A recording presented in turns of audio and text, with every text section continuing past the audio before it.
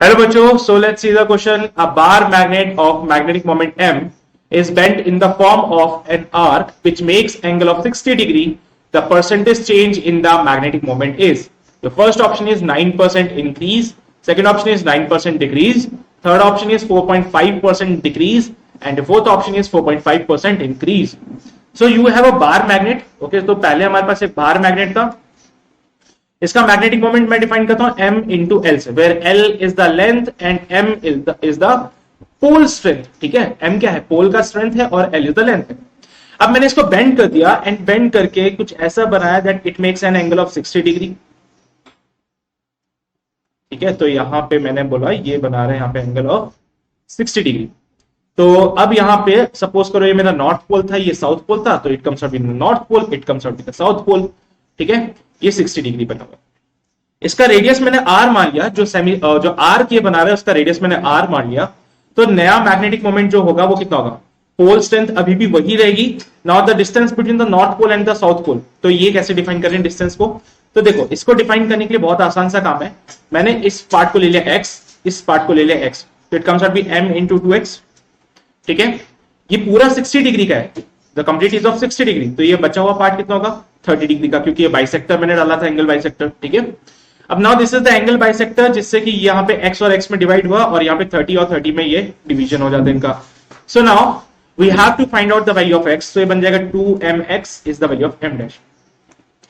x का value कैसे निकाले? फ्रॉम द ट्राइंगल क्या है रिलेशन हमारे पास में? That perpendicular is x, hypotenuse is r, so sin 30 degree can be written as perpendicular upon hypotenuse.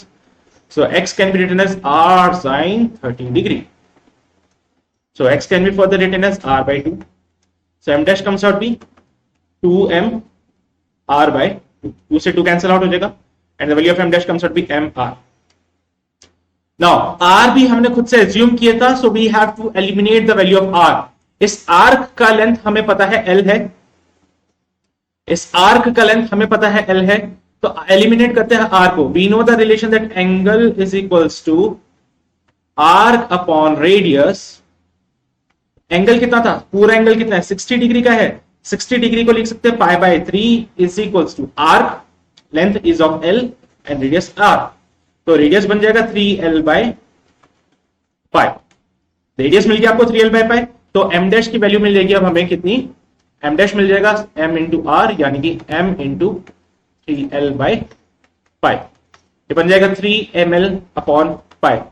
Initial case में जो मैग्नेटिक मोमेंट हमने लिया था वो कितना था? m into l, which is capital M, जो कि क्वेश्चन में गिवन है. ओके, सो कैपिटल M यहां पुट कर देते तो 3 capital M by pi is the value of m dash.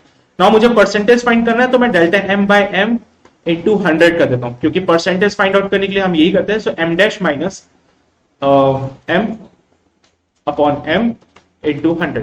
m dash का वैल्यू 3m अपॉन पाई है, पुट कर दो. 3m upon pi minus m upon m into 100.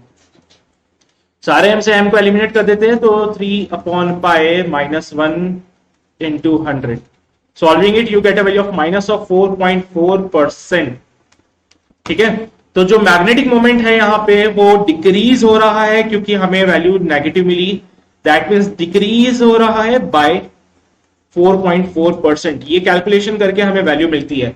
Option से अगर हम चेक करें, सो 4.5% डिक्रीज इज एब्सोल्युटली करेक्ट. सो आपका C option बिल्कुल सही होगा. And I hope you got the concept of this question. All the very best.